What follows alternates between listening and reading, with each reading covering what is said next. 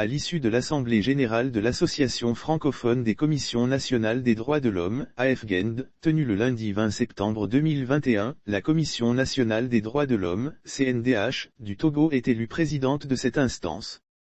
Ce congrès fait en mode virtuel en raison de la situation sanitaire a été l'occasion pour le Conseil national des droits de l'homme, CNDH, de la Côte d'Ivoire de se faire confier la présidence pour une durée de 3 ans, en remplacement de la Commission nationale des droits humains du Niger.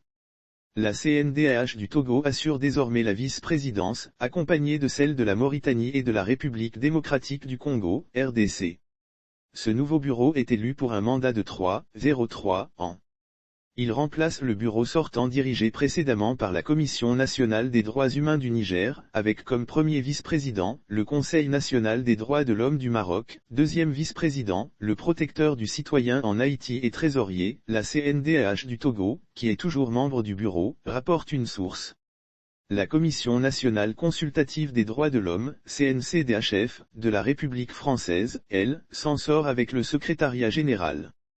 L'Assemblée générale de l'Association francophone des commissions nationales des droits de l'homme a mobilisé 33 institutions nationales en charge de la promotion et la protection des droits de l'homme.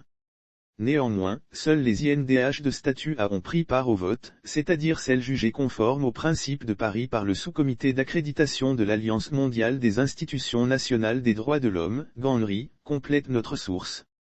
Créée en mai 2002 avec le soutien de l'Organisation internationale de la francophonie, OIF, l'AFGEND, dont le siège se trouve à Paris en France, est un réseau des commissions nationales des droits de l'homme de l'espace francophone.